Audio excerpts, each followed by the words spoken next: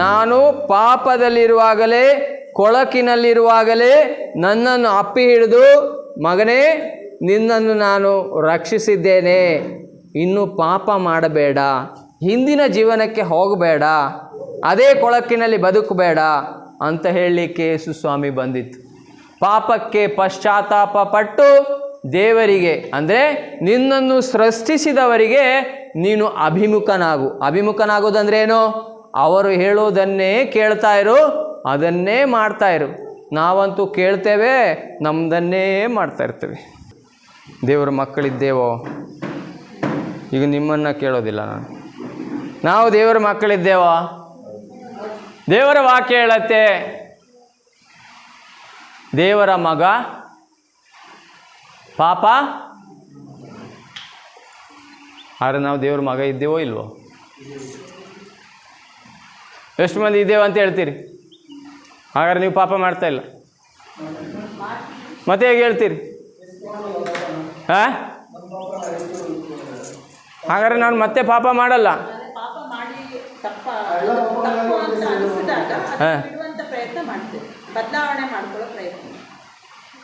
ಹಾಂ, ಇದಕ್ಕೆ ಸ್ಪಷ್ಟತೆ ತರಬೇಕಲ್ವಾ?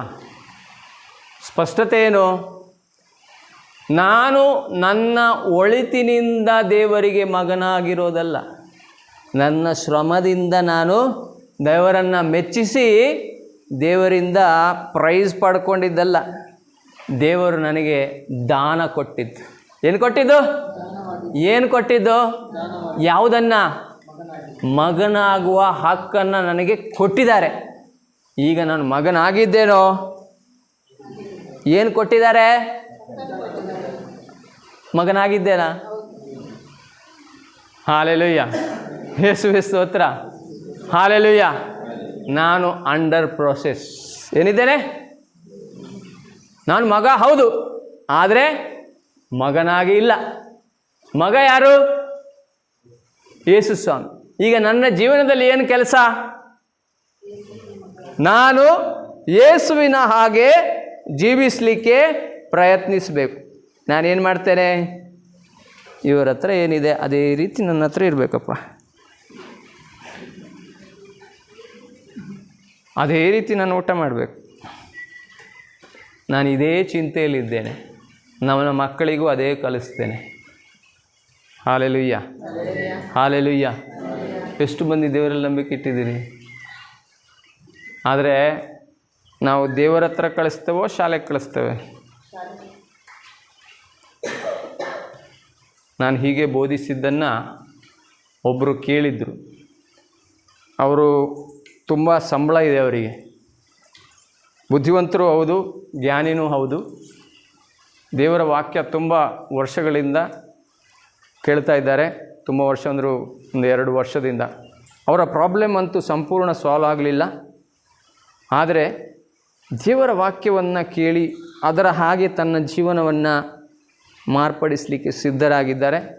ಇಂಥ ಸಮಯದಲ್ಲಿ ಅವರ ಮಗನಿಗೆ ಒಂದು ದೊಡ್ಡ ಸ್ಕೂಲಿಗೆ 1.5 ಲಕ್ಷ ಏನೋ ಹೇಳ್ತಾ ಇದ್ರು ಅವರು, ಅಲ್ಲೇ ಹಾಕಿ ಸ್ಕೂಲಿಗೆ ಕಳಿಸ್ಬೇಕು ಅಂತೇಳಿ. ಆ ಒಂದು ಯೋಚನೆಯಲ್ಲಿ ಇರುವಾಗ ಅವರಿಗೊಂದು ದೇವರ ವಾಕ್ಯ ಬಂತು. ಪವಿತ್ರಾತ್ಮರು ಏನು ಮಾಡ್ತಾರೆ ಅಂತ ಹೇಳಿದರು?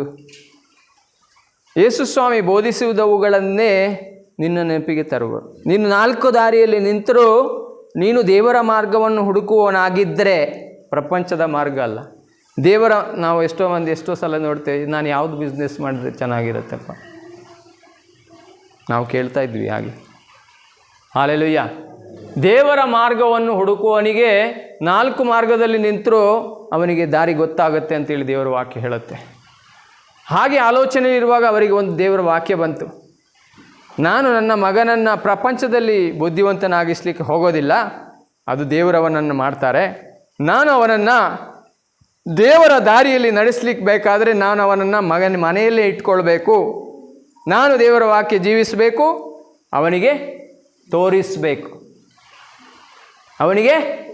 ತೋರಿಸಬೇಕು. ಆಗ ಅವನು ಗುಣದಿಂದಲೂ ಎಲ್ಲ ವಿಷಯಗಳಲ್ಲೂ ಪೂರ್ಣ ಸಂಪನ್ನನಾಗಿರ್ತಾನೆ, ಪೂರ್ಣತೆಯನ್ನು ಪಡೆದುಕೊಂಡಿರ್ತಾನೆ. ಅದರ ಮೇಲೆ ದೇವರು ಹೇಳಿದ್ದಾರೆ, ಅವನು ಮಾಡುವ ಎಲ್ಲ ಕೆಲಸ ಸಫಲ ಆಗುತ್ತೆ ಅಂತೇಳಿ. ಯಾರು ಹೇಳಿದ್ದಾರೆ? ಅವರಿಗೆ ಗೊತ್ತಾಯಿತು? ಅವರು ಪ್ರತಿದಿನ ದೇವರ ವಾಕ್ಯವನ್ನು ನುಡಿತಾ ಇದ್ದರು. ನಾನು ಹೋಗುವ ಕಡೆಗಳಲ್ಲೆಲ್ಲ ದೇವರು ನನ್ನನ್ನು ಕಾಯುವುದಕ್ಕೆ ತಮ್ಮ ದೂತರನ್ನು ಕಳುಹಿಸಿದ್ದಾರೆ. ನಾನು ಕೈ ಇಡುವ ಕಾಲಿಡುವ ಸ್ಥಳಗಳೆಲ್ಲವೂ ಆಶೀರ್ವದಿತವಾಗಿದೆ. ನನ್ನ ಎಲ್ಲ ಕೆಲಸಗಳು ದೇವರು ನನ್ನೊಂದಿಗಿರುವುದರಿಂದ, ನನ್ನ ದೇವರು ಒಳ್ಳೆಯವರಾಗಿರೋದರಿಂದ, ನಾನು ಒಳ್ಳೆಯವನಾಗಿರೋದ್ರಿಂದ ಅಲ್ಲ, ನನ್ನ ದೇವರು ಒಳ್ಳೆಯವರಾಗಿರೋದ್ರಿಂದ ನನ್ನ ಎಲ್ಲ ಕಾರ್ಯಗಳು ಸಫಲಗೊಳ್ಳು. ಮಗನಿಗೇನು ಕಲಿಸ್ತಾರೆ ಅದನ್ನೇ ಕಲಿಸ್ತಾ ಇದ್ದಾರೆ. ಅದಕ್ಕೆ ಅವರು ಡಿಸೈಡ್ ಮಾಡಿದರು, ನಾನು ಸ್ಕೂಲಿಗೆ ದೊಡ್ಡ ಸ್ಕೂಲಿಗೆ ಕಳಿಸಿ ಹಾಸ್ಟೆಲಲ್ಲಿ ಇಡಲ್ಲ, ಸಾಧಾರಣ ಎಲ್ಲರೂ ಹೋಗುವಂಥ ಶಾಲೆಗೆ ಕಳಿಸ್ತೇನೆ, ಮತ್ತು ನಾನು ಜೀವನವನ್ನು ರೂಪಾಂತರ ಮಾಡ್ತೇನೆ, ನನ್ನ ಮಕ್ಕಳಿಗೂ ಹೇಳ್ಕೊಳ್ತೇನೆ. ಹಾಲೆಲೂಯ, ಹಾಲೆಲೂಯ, ಯೇಸುವೆ ಸ್ತೋತ್ರ, ಯೇಸುವೆ ವಂದನೆ. ಈ ಮನಸ್ಸು ಹೇಗೆ ಬಂತು ಅವರಿಗೆ? ದೇವರ ವಾಕ್ಯ ಅರ್ಥ ಆಗಿದ್ದರಿಂದ ಅದರಲ್ಲಿ ಕಾನ್ಫಿಡೆನ್ಸ್, ವಿಶ್ವಾಸ ಜಾಸ್ತಿ ಆಯಿತು. ಆದ್ದರಿಂದ ಅವರಿಗೆ ಆ ಧೈರ್ಯ ಬಂತು. ಏನು ತಗೊಳ್ಳಿಕ್ಕೆ? ನಿರ್ಧಾರ ತಗೊಳ್ಳಿಕ್ಕೆ. ಯಾರಿಗೆ ಮಕ್ಕಳಾಗುವ ಹಕ್ಕನ್ನು ಕೊಟ್ಟರು? ಯೇಸುವಿನಲ್ಲಿ ವಿಶ್ವಾಸ ಇಟ್ಟವರಿಗೆ. ಒಳ್ಳೆ ಕೆಲಸ ಮಾಡಬೇಕಾ? ಯೇಸುವಿನಲ್ಲಿ ಬಂದ ನಂತರ ನನಗೆ ವಿಶ್ವಾಸ ಇದೆ, ಆದರೆ ನಾನು ಅವರನ್ನು ನಂಬಿ ಅವರ ದಾರಿಯಲ್ಲಿ ನಡೆಯುವನಾಗ್ತೇನೆ. ಅದಕ್ಕೆ ಹೇಳೋದು ದೇವರನ್ನು ಪ್ರೀತಿಸೋದು ಅಂತೇಳಿ.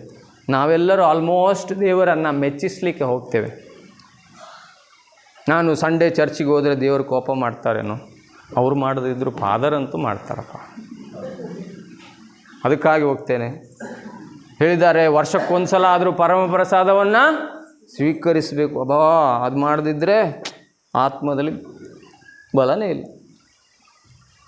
ಹಾಲೆಲೂಯ, ಯೇಸುವೆ ಸ್ತೋತ್ರ. ಪ್ರಾರ್ಥನೆ ಮಾಡದಿದ್ದರೂ ಸತ್ತೇ ಹೋಗ್ತೇನೆ. ಹಾಲೆಲೂಯ, ಈಗ ಕಾಮಿಡಿಯಾಗಿ ತಗೊಳ್ತೇನೆ. ಹಾಲೆಲೂಯ, ಯೇಸುವೆ ಸ್ತೋತ್ರ, ಯೇಸುವೆ ವಂದನೆ. ನಾನು ಮಾಡುವ ಪ್ರಾರ್ಥನೆ ಅರ್ಥಬದ್ಧವಾಗಿರಬೇಕು. ನಾನು ಸಮಸ್ಯೆಯನ್ನು ದೇವರಿಗೆ ಹೇಳುವವನಲ್ಲ, ದೇವರು ಹೇಳುವುದನ್ನು ಕೇಳುವವನಾಗಿರಬೇಕು. ನನಗೋಸ್ಕರ ದೇವರು ಏನೆಲ್ಲ ಮಾಡಿದ್ದಾರೆ, ನಾನು ದೇವರಲ್ಲಿ ಏನಾಗಿದ್ದೇನೆ ಎಂಬುದನ್ನು ನಾನು ಚೆನ್ನಾಗಿ ಅರಿತುಕೊಳ್ಬೇಕು. ದೇವರ ಹತ್ರ ಇದ್ದರೆ ಶ್ರೀಮಂತಿಕೆ ಬರುತ್ತೆ, ನನ್ನ ಮಕ್ಕಳು ಚೆನ್ನಾಗಿರ್ತಾರೆ ಅನ್ನುವ ನಂಬಿಕೆ ಇದ್ದರೆ ಅದು ಎಲ್ಲೆಲ್ಲಿಗೋ ಹೋಗ್ಬಿಡ್ತದೆ. Hallelujah, hallelujah. ಆಗೋದಿಲ್ಲ ಅಂತ ನಾನು ಹೇಳೋದಿಲ್ಲಪ್ಪ. ನೀವೆಲ್ಲರೂ ಅನುಭವಿಸಿದ್ದೀರಿ, ಎಲ್ಲರೂ ಸಾಕ್ಷಿ ಕೊಡ್ತಾರೆ. ದೇವರಲ್ಲಿ ನಂಬಿಕೆ ಇಟ್ಟ ಮೇಲೆ ಒಳ್ಳೆಯದಾಯ್ತು. ಹಾಲೆಲೂಯ, ಹೌದು, ಇಲ್ಲ ಅಂತ ಇಲ್ಲ. ಯೇಸುವೆ ಸ್ತೋತ್ರ. ನನಗೆ ಯಾವಾಗ ಈ ವಾಕ್ಯ ಅರ್ಥ ಆಯಿತೋ, ನಾನೇನಿದ್ದೇನೆ? ದೇವರ ಮಗ ಇದ್ದೇನೆ. ನಾನು ದೇವರ ಮಗ ಅಂತ ಹೇಳಿಕೊಳ್ಳಲಿಕ್ಕೆ ಭಯ ಪಡ್ತಾ ಇದ್ದೆ. ಯಾಕೆ? ಪಾಪ. ಯಾವಾಗ ಇದು ನನಗೆ ಮನವರಿಕೆ ಆಯಿತೋ, ದೇವರು ಹೇಳುವುದನ್ನು ನಾನು ಒಪ್ಪಿಕೊಂಡನೋ, ಆಗ ನನ್ನಲ್ಲಿ ಕಾಯಿಲೆ ಇರಲಿಲ್ಲ. Hallelujah, hallelujah. ಯಾವಾಗ ಇರಲಿಲ್ಲ? ದೇವರು ಹೇಳುವುದನ್ನು ನಾನು ಸೀದಾ ಕಣ್ಣು ಮುಚ್ಚಿಕೊಂಡು ಒಪ್ಪಿಕೊಳ್ತೇನೋ, ಆಗ ನನ್ನಲ್ಲಿ ಯಾವ ರೀತಿ ಏನು ವಾಕ್ಯದಲ್ಲಿ ಬರೆದಿದೆಯೋ ಅದೇ ರೀತಿ ನನ್ನಲ್ಲಿ ನೆರವೇರುತ್ತೆ ಅಂತೇಳಿ ಸ್ವಾಮಿ ದೇವರ ವಾಕ್ಯ ಹೇಳುತ್ತೆ. ಯೆಶಾಯ ಪ್ರವಾದಿಯ ಗ್ರಂಥ 55ನೇ ಅಧ್ಯಾಯ 9-10 ವಾಕ್ಯಗಳು. ನನ್ನ ವಾಕ್ಯವು ಫಲ ಕೊಡದೆ ನನ್ನಲ್ಲಿಗೆ ಹಿಂದಿರುಗುವುದಿಲ್ಲ. ಹೇಳೋಣ, ನನ್ನ ವಾಕ್ಯವು ಫಲ ಕೊಡದೆ ನನ್ನಲ್ಲಿಗೆ ಹಿಂದಿರುಗುವುದಿಲ್ಲ. ಅಂದ್ರೇನು? ನಾನು ಯಾವ ದೇವರ ವಾಕ್ಯವನ್ನು ಬಾಯಿ ತೆರೆದು ನುಡಿದು ಕಿವಿಯಲ್ಲಿ ಕೇಳಿ ನಂಬ್ತಾ ಇದ್ದೇನೋ ಅದು ಕಾರ್ಯ ಮಾಡುತ್ತೆ. ಅದರಲ್ಲಿ ನಾನೇನು ಮಾಡಿದ್ದೇನೆ? ನನ್ನ ವಿಶ್ವಾಸವನ್ನು, ನನ್ನಲ್ಲಿದ್ದ ಸ್ವಲ್ಪ ವಿಶ್ವಾಸವನ್ನು ಆ ವಾಕ್ಯದಲ್ಲಿ ನಾನು ಬಿತ್ತುತ್ತಾ ಇದ್ದೇನೆ. ಯಾವಾಗ ಆ ವಾಕ್ಯವನ್ನು ಬಾಯಿ ತೆರೆದು ನುಡಿತೇನೋ, ನನ್ನಲ್ಲಿರುವ ವಿಶ್ವಾಸವನ್ನು ಆ ವಾಕ್ಯದಲ್ಲಿ ನಾನು ಬಿತ್ತುತ್ತಾ ಇದ್ದೇನೆ. ಆ ವಾಕ್ಯದಲ್ಲಿರುವ ವಿಶ್ವಾಸ ನನ್ನಲ್ಲಿ ಸೇರುವಾಗ ನನ್ನ ವಿಶ್ವಾಸವು ಹೆಚ್ಚುತ್ತಾ ಅದರಲ್ಲಿ ಬರೆದಿರುವುದೆಲ್ಲವೂ ನನ್ನಲ್ಲಿ, ನನ್ನ ಜೀವನದಲ್ಲಿ ಸಂಪೂರ್ಣಗೊಳ್ಳುತ್ತೆ. ಬರೆಯೋಣ. ನಾನು ಯಾವಾಗ ನನ್ನ ವಿಶ್ವಾಸವನ್ನು, ನನ್ನ ಮಾನುಷಿಕ ವಿಶ್ವಾಸವನ್ನು ದೇವರ ವಾಕ್ಯದಲ್ಲಿ ಬಿತ್ತುತ್ತೇನೋ, ದೇವರ ವಾಕ್ಯದ ಮೂಲಕ ಬಿತ್ತುತ್ತೇನೋ, ಬಾಯಿಂದ ನುಡಿದು ಕಿವಿಯಲ್ಲಿ ಕೇಳಿ ನಂಬುತ್ತೇನೋ ಆ ಗಳಿಗೆಯಿಂದ ನನಗೆ ದೇವರ ವಾಕ್ಯದಲ್ಲಿರುವ ವಿಶ್ವಾಸವು ಹೆಚ್ಚುತ್ತಾ ನಾನು ಏನನ್ನು ವಿಶ್ವಾಸಿಸುತ್ತಿದ್ದೇನೋ ಅದನ್ನು ಪಡೆದುಕೊಳ್ಳುತ್ತೇನೆ. ನನ್ನಲ್ಲಿ ಮಾನುಷಿಕವಾದ ವಿಶ್ವಾಸ ಇದೆ, ಎಲ್ಲರಲ್ಲಿ ವಿಶ್ವಾಸ ಇದೆ. ಆದರೆ ಆ ವಿಶ್ವಾಸ ಎಷ್ಟು ಅಂದರೆ ಆ ವಿಶ್ವಾಸದ ಮೂಲಕ ನಾನು ಗಳಿಸಲಿಕ್ಕೆ ಏನೂ ಆಗೋದಿಲ್ಲ. ಏನಿದೆ? ಸ್ವಲ್ಪ ಇದೆ, ಭಾರಿ ಸ್ವಲ್ಪ. ಅದನ್ನು ನಾನು ದೇವರ ವಾಕ್ಯದಲ್ಲಿ ಬಿತ್ತಿದ್ದೇನಾದರೆ, ಅಂದರೆ ದೇವರ ವಾಕ್ಯ ಹೇಳುತ್ತೆ, ಯಾವುದೇ ವಾಕ್ಯ ಆಗಲಿ, ಈಗ ನಾನು ದೇವರ ಮಗನಾಗಿದ್ದೇನೆ, ನಾನು ದೇವರ ಮಗನಾಗಿದ್ದೇನೆ, ನಾನು ದೇವರ ಮಗನಾಗಿದ್ದೇನೆ. ಈಗ ನಾನೇನು ಮಾಡ್ತಾಯಿದ್ದೇನೆ? ದೇವರ ವಾಕ್ಯವನ್ನು ಬಿತ್ತನೆ ಮಾಡ್ತಾಯಿದ್ದೇನೆ. ಯೇಸುಸ್ವಾಮಿ ಹೇಳ್ತಾರೆ ಬೆಳವಣಿಗೆ ರಹಸ್ಯ ಅಂತೇಳಿ. ಬೆಳವಣಿಗೆ ರಹಸ್ಯ ಏನು? ನಾನು ಎಷ್ಟು ಬಿತ್ತುತ್ತೇನೋ ಅಷ್ಟು ಕೊಯ್ತೇನೆ. ನನ್ನ ಬಾಯಿಂದ ಬರುವ ಮಾತು ದೇವರದಾಗಿದ್ದರೆ ಫಲ ಯಾವುದಾಗಿರುತ್ತೆ? ನಾನು ಬಿತ್ತುವ ಮಾತು ಪ್ರಪಂಚದ್ದಾಗಿದ್ದರೆ ಅಥವಾ ನನ್ನದಾಗಿದ್ದರೆ ಫಲ ಯಾರ್ದಾಗಿರುತ್ತೆ? ಪ್ರಪಂಚದ್ದು ಅಥವಾ ನಾನು ಯೋಚಿಸಿದ್ದು. ಈಗ ನನಗೆ ದೇವರ ಸಾಮ್ರಾಜ್ಯದ ಫಲ ಬೇಕು ಅಂದರೆ, ದೇವರಿಂದ ಫಲ ಬೇಕು ಅಂದರೆ ನಾನು ಏನು ಬಿತ್ತಬೇಕು? ದೇವರ ವಾಕ್ಯವನ್ನೇ ಬಿತ್ತನೆ ಮಾಡಬೇಕು. ದೇವರು ಹೇಳ್ತಾರೆ, ನೀನು ಇದನ್ನು ಬಿತ್ತುತ್ತೀಯಾದರೆ, ದಿನ ರಾತ್ರಿ ಬಿತ್ತುತ್ತೀಯಾದರೆ, ಅದನ್ನೇ ಧ್ಯಾನಿಸ್ತಿದ್ದೀಯಾದರೆ, ಅದರಲ್ಲೇ ಕನಸು ಕಾಣ್ತೀಯಾದರೆ, ಅದನ್ನೇ ನಂಬ್ಕೊಂಡಿದ್ದಿದೆಯಾದರೆ ಅದು ಫಲ ಕೊಡುತ್ತೆ ಅಂಥೇಳಿ ಬೆಳವಣಿಗೆ ರಹಸ್ಯ ಹೇಳ್ತಾರೆ. ಒಬ್ಬ ಬಿತ್ತುವವನು ರೈತ ಹೊಲದಲ್ಲಿ ಬೀಜವನ್ನು ಬಿತ್ತಿದ. ಹಗಲಿರಲಿ ഇരുಳಿರಲಿ ಏನೇ ಇರಲಿ ಅವನು ಹೋಗಿ ರಾತ್ರಿ ಏನು ಮಾಡ್ತಾನೆ? ಮಲಗ್ತಾನೆ. ಅವನಿಗೆ ಗೊತ್ತಿಲ್ಲದೆ ಅದು ಮೊಳಕೆ ಒಡೆದು ಸಸಿಯಾಗಿ ಬೆಳೆದು ಫಲ ಕೊಡುತ್ತೆ. ಕೊನೆಗೆ ಉಣ್ಣುವನಿಗೆ ಊಟ, ಬಿತ್ತುವನಿಗೆ ಎಲ್ಲವನ್ನ ಅದು ತರುತ್ತೆ. ಹಾಗೆ ದೇವರು ಹೇಳ್ತಾ ಇದ್ದಾರೆ, ತನ್ನ ವಾಕ್ಯವನ್ನು ಯಾರು ಬಿತ್ತುತ್ತಾನೋ, ಅದನ್ನೇ ನಂಬಿಕೊಂಡು ನಡೆಯುತ್ತಾನೋ, ಅದರಲ್ಲೇ ಜೀವನ ಮಾಡ್ತಾ ಇದ್ದಾನೋ ಅದು ದಿನ ದಿನ ಬೆಳೀತಾ ಬೆಳೀತಾ ಫಲವನ್ನು ತರುತ್ತೆ. ಅದರ ಬಗ್ಗೆ ನಾವು ಇನ್ನೊಂದು ಕ್ಲಾಸಲ್ಲಿ ದೇವರು ಕರ್ಕೊಂಡು ಬಂದಾಗ ಅದನ್ನು ಮುಂದುವರಿಸೋಣ. ಇವತ್ತು ಏನು ಕಲ್ತೆವು? ನಾವು ಏನಾಗಿದ್ದೇವೆ? ಮಗನಾಗಿದ್ದೇನೆ. ಪಾಪ ಮಾಡಲಿ ಮಾಡದೇ ಇರಲಿ, ನಾನೇನಾಗಿದ್ದೇನೆ? ಹಲ್ಲೆಲೂಯಾ. ನಾನು ಪಾಪ ಮಾಡಿದಾಗ ಮಗ ಇಲ್ಲ, ಪಾಪ ಮಾಡಿದರೆ ಮಗ ಅಲ್ಲ, ಪಾಪ ಮಾಡಿದಾಗ ಮಗ ಇದ್ದೇನೆ. ಈ ಕನ್ಫ್ಯೂಷನ್ ಯಾರು ತರ್ತಾರೆ? Hallelujah, hallelujah. ಯೇಸುವೆ ಸ್ತೋತ್ರ, ಯೇಸುವೆ ವಂದನೆ. ನನಗೆ ಸ್ಪಷ್ಟ ಇರಬೇಕು, ನಾನೇನಾಗಿದ್ದೇನೆ? ನಾನು ಏನು ದೈವತ್ವವನ್ನು ಕಳೆದುಕೊಂಡಿದ್ದೇನೋ ಅದನ್ನು ಯೇಸುಸ್ವಾಮಿ ಶಿಲುಬೆ, ಇಲ್ಲಿ ಶಿಲುಬೆ ಇಲ್ಲ, ಶಿಲುಬೆಯಲ್ಲಿ ಸತ್ತು ಆ ದೈವತ್ವವನ್ನು ನಮಗೆ ಮುಂದೆ ಇಟ್ಟಿದ್ದಾರೆ. ಈಗ ಸ್ವೀಕರಿಸಿದವರ ಕೈಯಲ್ಲಿ ಆ ದೈವತ್ವ ಇದೆ, ಕಾಣಿಸ್ತಾ ಇಲ್ಲ. ಹೌದಾ? ಅದನ್ನು ತರುವಂಥ ಕೆಲಸ ಯಾರದು? ನಮ್ಮದು. Hallelujah, hallelujah. ಮಗನಾಗುವ ಹಕ್ಕನ್ನು ಕೊಟ್ಟಿದ್ದಾರೆ. ಮಗನಾಗಿದ್ದೇನೆ, ಆದರೆ ಒರಿಜಿನಲ್ ಅಲ್ಲಪ್ಪ, ಅದರಾಗೆ ಕಾಣುವಂಥದ್ದಷ್ಟೇ.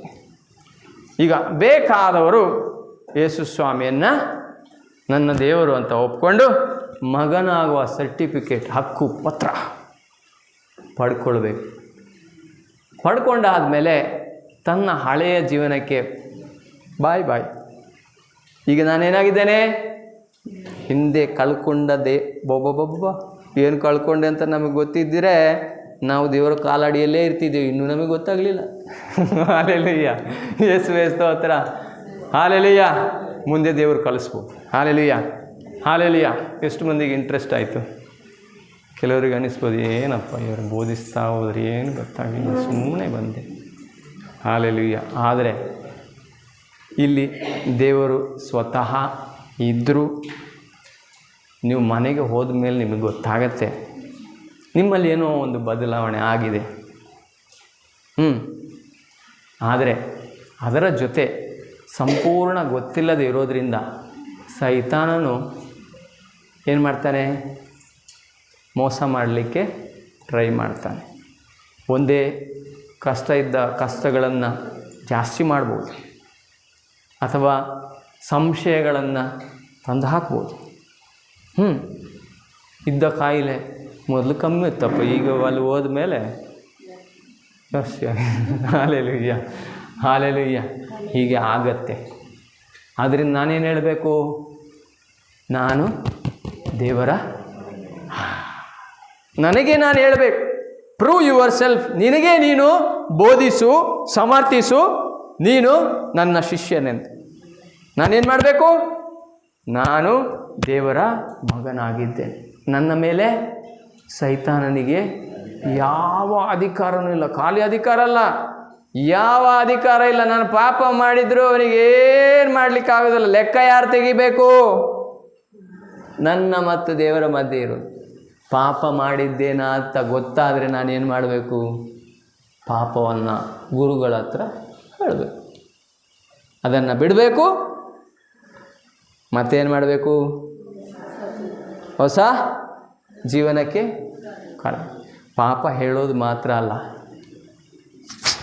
ವಾಸನೆ ಬರ್ತಾ ಇದೆ ಅಂತ ನನಗೆ ಅರ್ಥ ಆಗಬೇಕು. ಪಶ್ಚಾತ್ತಾಪ ಅಂದರೆ ನಾನು ಮಾಡಿ ಆದಮೇಲೆ ಅಯ್ಯೋ ತಿಂದುಬಿಟ್ಟನಲ್ಲ, ಅಲ್ಲ, ದೇವರಿಗೆ ನೋಯಿಸಿದ್ನಲ್ಲ. ಈ ತಿಳುವಳಿಕೆ ಈಗ ಬರಲ್ಲ.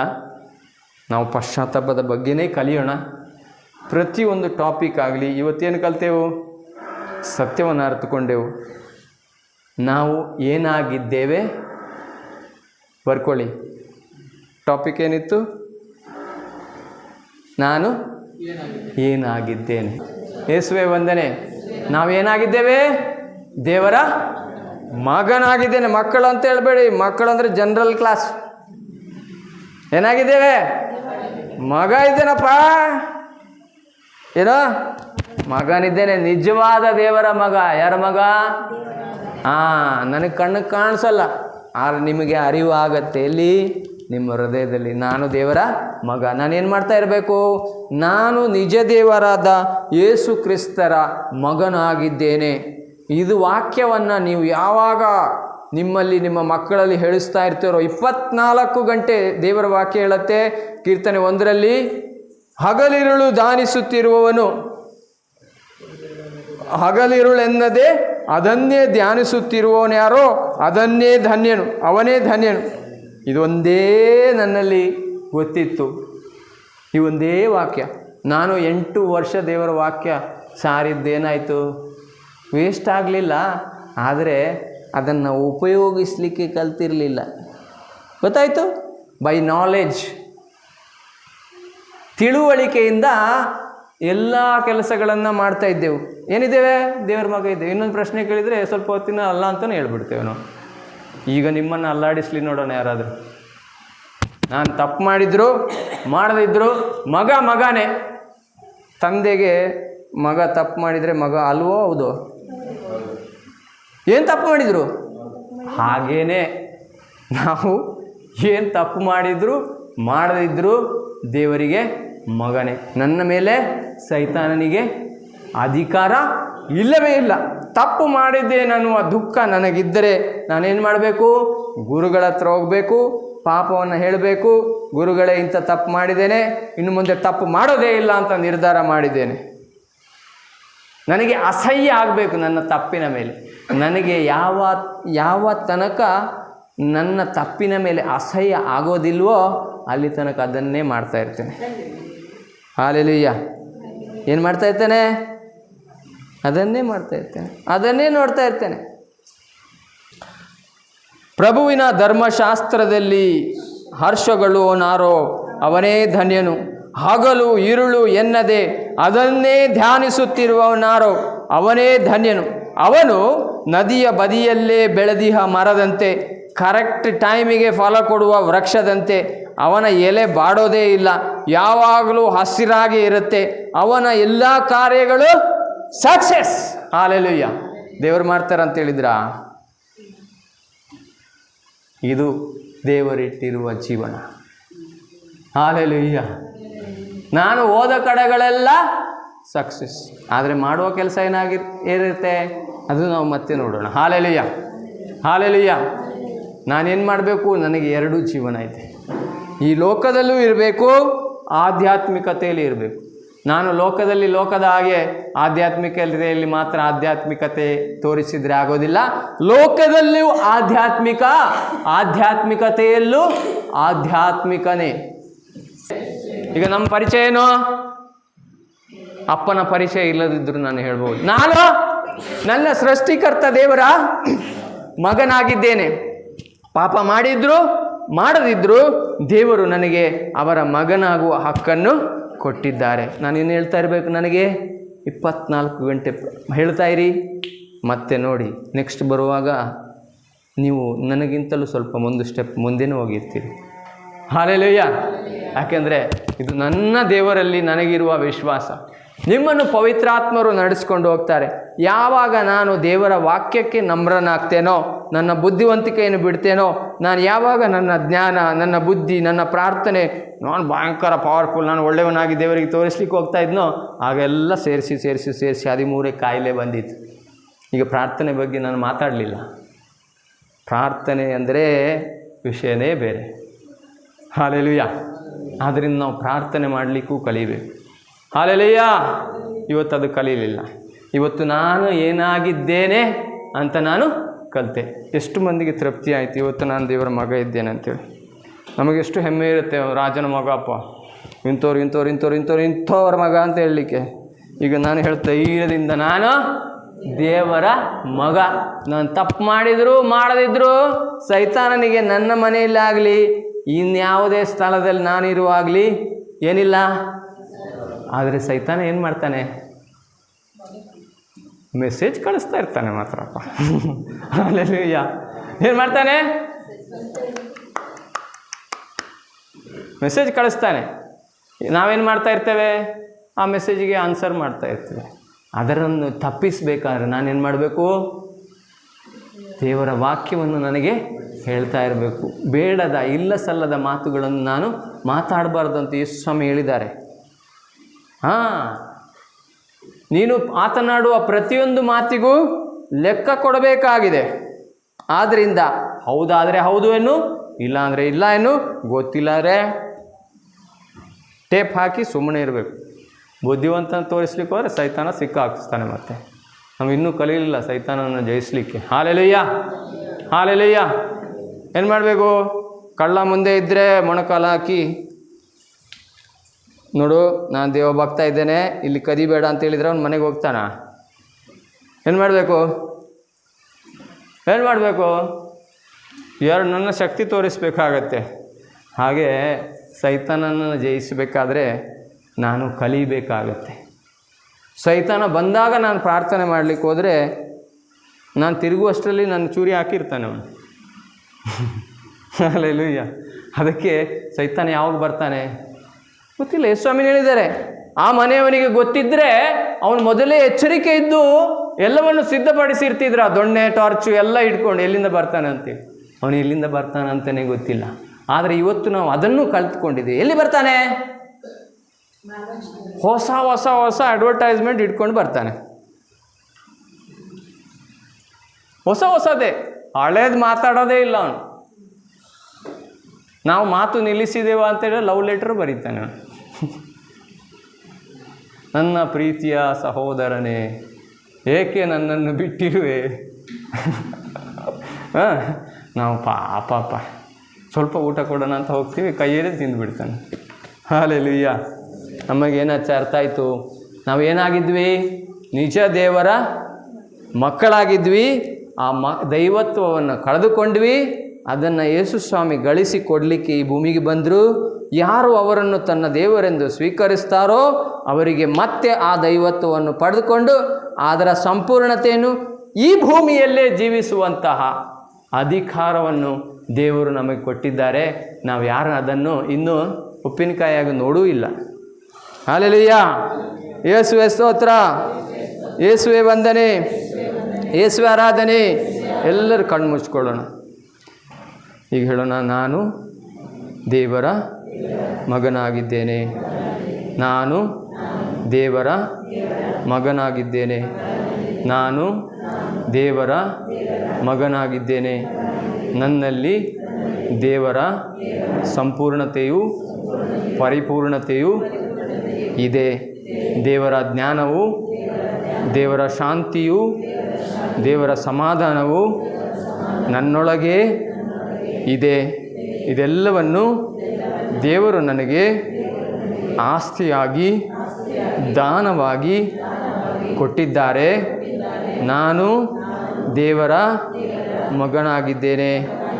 ದೇವರ ಪ್ರೀತಿಯು ಯೇಸು ಸ್ವಾಮಿ ನನ್ನಲ್ಲಿ ಸುರಿದಿದ್ದಾರೆ. ಶಿಲುಬೆಯಲ್ಲಿ ನನ್ನ ಎಲ್ಲ ಪಾಪಗಳನ್ನು ಕ್ಷಮಿಸಿ ಅವರ ಪ್ರೀತಿಯಿಂದ ತುಂಬಿಸಿದ್ದಾರೆ. ಆ ಪ್ರೀತಿಯ ಮೂಲಕ ನಾನು ನನ್ನನ್ನು ನೋಯಿಸಿದವರನ್ನು ಕ್ಷಮಿಸುತ್ತೇನೆ ಮತ್ತು ಅವರನ್ನು ಪ್ರೀತಿಸುತ್ತೇನೆ. ಅವರಿಂದ ಯಾವ ಪ್ರತೀಕಾರವನ್ನು ಬಯಸುವುದಿಲ್ಲ, ಏಕೆಂದರೆ ಯೇಸು ಸ್ವಾಮಿ ನನ್ನ ತಪ್ಪಿಗಾಗಿ ಯಾವುದೇ ಶಿಕ್ಷೆಯನ್ನು ಕೊಡಲಿಲ್ಲ. ನನ್ನ ತಪ್ಪನ್ನು, ನನ್ನ ಪಾಪಗಳನ್ನು, ಲೆಕ್ಕವಿಲ್ಲದ ಪಾಪಗಳನ್ನು ಕ್ಷಮಿಸಿ ನನ್ನನ್ನು ಶಾಪದಿಂದ ಬಿಡುಗಡೆ ಮಾಡಿ ನನಗಾಗಬೇಕಿದ್ದ ದೈವತ್ವವನ್ನು ನನಗೆ ಮರಳಿಸಿದ್ದಾರೆ. ಆದ್ದರಿಂದ ದೇವರ ಪ್ರೀತಿಯಿಂದ ನನ್ನನ್ನು ನೋಯಿಸಿದವರನ್ನು ಕ್ಷಮಿಸುತ್ತೇನೆ, ಹೃದಯದಿಂದ ಕ್ಷಮಿಸುತ್ತೇನೆ. ಯೇಸುವೆ, ನನ್ನ ಪ್ರಾರ್ಥನೆಯ ಫಲಗಳು ಏನೆಲ್ಲವೂ ಬಂದಿರಲಿಲ್ಲವೋ ಈ ಮೂಲಕ ನಾನು ನಿವೇದಿಸಿದಾಗ ನನ್ನ ಮೇಲಿದ್ದ ಎಲ್ಲ ಕಟ್ಟುಗಳು, ಬಂಧನಗಳು ಮುರಿಯಲ್ಪಟ್ಟು ನಾನೇನೆಲ್ಲ ಬೇಡಿದ್ದೇನೋ ಅದೆಲ್ಲವನ್ನು ನೀವು ನನಗೆ ದಯಪಾಲಿಸಿದ್ದೀರಿ. ನನ್ನ ಕಣ್ಣಿಗೆ ಕಾಣಿಸುವಂತೆ ಮಾಡಿದ್ದೀರಿ. ನಿಮ್ಮ ಪ್ರೀತಿಗಾಗಿ, ನಿಮ್ಮ ಪ್ರೀತಿಯ ಪುತ್ರನ ದಾರುಣ್ಯ ಮರಣದಿಂದ, ಅವರ ರಕ್ತದಿಂದ ನನ್ನನ್ನು ಬಿಡಿಸಿದ ತಂದೆಯೇ, ನಿಮಗೆ ಸ್ತುತಿ ಸ್ತೋತ್ರ ಸಲ್ಲಿಸುತ್ತೇನೆ. ಈಗ ನನ್ನ ಮೇಲೆ ಯಾವುದೇ ಪಾಪವಿಲ್ಲ, ಯಾವುದೇ ಶಾಪವಿಲ್ಲ, ಯಾವ ಮಾಟಮಂತ್ರ ಶಕ್ತಿಯೂ ಇಲ್ಲ. ನಾನು ದೇವರ ಮಗನಾಗಿ ಮಾರ್ಪಟ್ಟಿದ್ದೇನೆ. ನನ್ನ ಪ್ರಯತ್ನದಿಂದ ಅಲ್ಲ, ನನ್ನ ಒಳ್ಳೆಯತನದಿಂದ ಅಲ್ಲ, ನನ್ನ ಬುದ್ಧಿವಂತಿಕೆಯಿಂದಲ್ಲ. ದೇವರು ನನಗೆ ಅವರ ಸಾಮರ್ಥ್ಯದಿಂದ, ಅವರ ಪರಿಶ್ರಮದಿಂದ, ಅವರ ಒಳ್ಳೆಯತನದಿಂದ ಇದೆಲ್ಲವನ್ನು ಅರ್ಹನಲ್ಲದ ನನಗೆ ದಾನವಾಗಿ ಕೊಟ್ಟಿದ್ದಾರೆ. ನಾನು ನನ್ನ ದೇವರಾದ ಯೇಸು ಕ್ರಿಸ್ತರಿಗೆ ಸದಾ ಋಣಿಯಾಗಿದ್ದೇನೆ, ಸಾಲಗಾರನಾಗಿದ್ದೇನೆ. ಯೇಸುವೇ, ನಾನು ನಿಮ್ಮ ಸಾಲವನ್ನು ತೀರಿಸಲು ಎಂದೆಂದಿಗೂ ಸಾಧ್ಯವಿಲ್ಲ. ಹೀಗೆಂಬ ಅರಿವನ್ನು ನೀವು ನನಗೆ ಕೊಟ್ಟಿರುವುದಕ್ಕಾಗಿ, ನಾನು ವಿಶ್ವಾಸಿಸುತ್ತಿರುವುದರಲ್ಲಿ ನನ್ನ ವಿಶ್ವಾಸವನ್ನು ದೃಢಪಡಿಸಿರುವುದಕ್ಕಾಗಿ ನಿಮಗೆ ಸ್ತುತಿ ಸ್ತೋತ್ರ ಸಲ್ಲಿಸುತ್ತೇನೆ. ಯೇಸುವೇ ಸ್ತೋತ್ರ, ಯೇಸುವೇ ವಂದನೆ, ಯೇಸುವೇ ಆರಾಧನೆ, ಯೇಸುವೇ ಮಹಿಮೆ. ಹಾಲೆಲೂಯ. ನಾನು ಯೇಸುವಿನ ಅಭಿಷೇಕದಿಂದ ತುಂಬಿಸಲ್ಪಡುತ್ತಿದ್ದೇನೆ. ಯೇಸುವಿನ ಅಭಿಷೇಕವು ನನ್ನ ಮೇಲೆ ಇಳಿಯುತ್ತಿದೆ. ಯೇಸುವಿನ ಅಭಿಷೇಕವು, ಪವಿತ್ರಾತ್ಮರ ಅಭಿಷೇಕವು ನನ್ನಲ್ಲಿ ಇಳಿಯುತ್ತಿದೆ. ನಾನು ಭಾವನೆಗಳಿಂದ, ಸ್ಪರ್ಶದಿಂದ ನೋಡುವವನಲ್ಲ, ವಿಶ್ವಾಸದ ಮೂಲಕ ನಂಬುತ್ತಿದ್ದೇನೆ.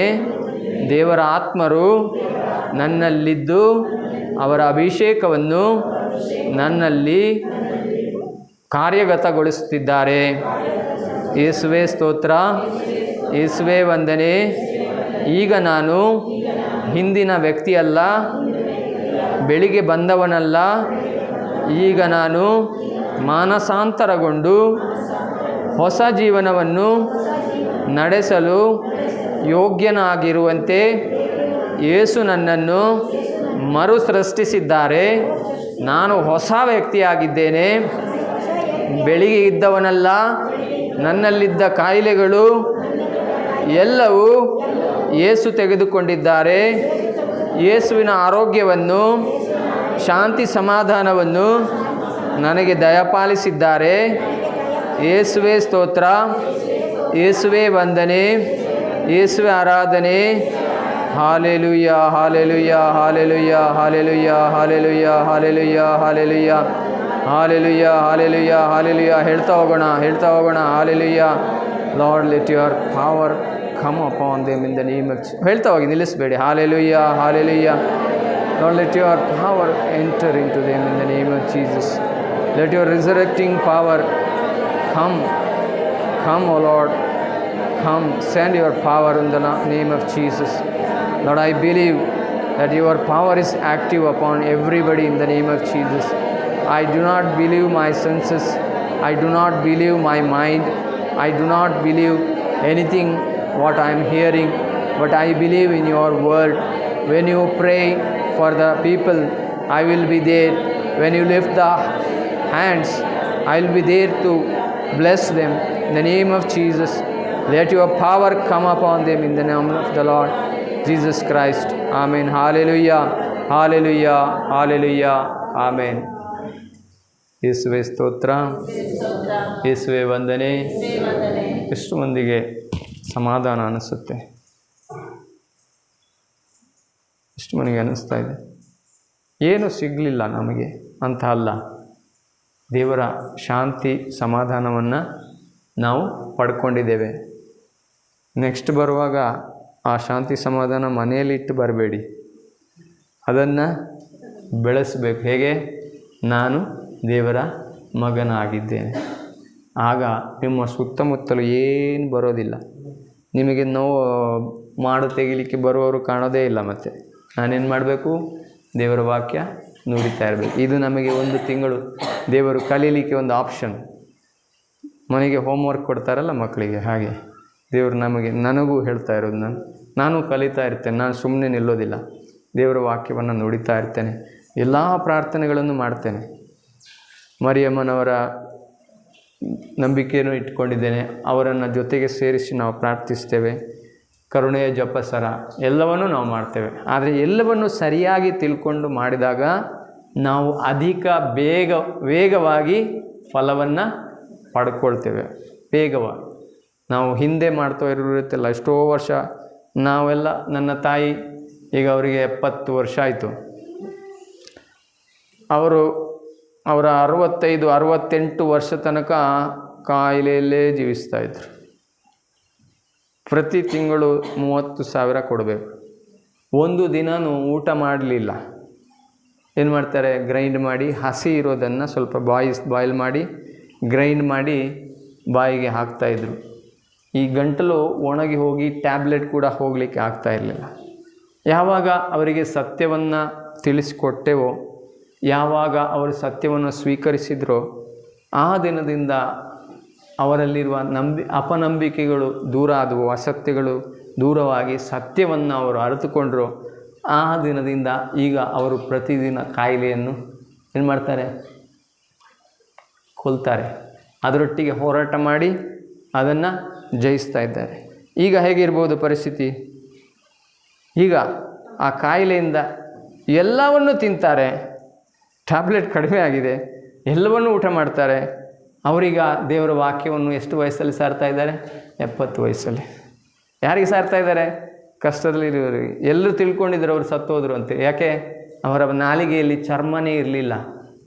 ನೀರು ಹಾಕಿದರೂ ಅದರಲ್ಲಿ ಒಂದು ಎಲೆಕ್ಟ್ರೋಸ್ಟಾಟಿಕ್ ಚಾರ್ಜ್ ಇರುತ್ತೆ, ಅದು ಶಾಕ್ ಹೊಡೆದಾಗೆ ಆಗುತ್ತಿತ್ತು ಅವರಿಗೆ. ಸ್ಪೂನಲ್ಲಿ ತಿಂತಾಯಿದ್ರು. ಎಲ್ಲರೂ ಯೋಚಿಸಿದ್ರು ಅವ್ರದ್ದು ಕತೆ ಮುಗಿದೋಯ್ತು ಅಂತೇಳಿ. ಆದರೆ ದೇವರ ವಾಕ್ಯದಲ್ಲಿರುವ ಸತ್ಯವನ್ನು ಅರಿತುಕೊಂಡು ನಂತರ ಸರಿಯಾಗಿ ಪ್ರಾರ್ಥನೆ ಮಾಡಲಿಕ್ಕೆ ಕಲಿತಾಗ ಅವರಿಗೆ ರಿವರ್ಸ್ ಆಗ್ತಾಯಿದ್ದಾರೆ. ಈಗ 30,000 ತಿಂಗಳಿಗಿದ್ದದ್ದು ಏನಾಯಿತು, ಕಟ್ಟಾಗಿ ಆಕ್ಸಿಜನ್ನಲ್ಲಿ ಬದುಕ್ತಾ ಇದ್ದವರು ಆಕ್ಸಿಜನ್ ಬಿಟ್ಟು ದೇವರ ವಾಕ್ಯವನ್ನು ತಿನ್ನುವಾಗಲೂ ವಾಕ್ಯ, ಯೋಚಿಸುವಾಗಲೂ ವಾಕ್ಯ, ಮಾತನಾಡುವ ವಾಕ್ಯ, ಮನೆಯಲ್ಲೂ ಬದಲಾವಣೆ. ಏನದು? ಎಲ್ಲ ಗುಣಗಳು ಚೇಂಜ್.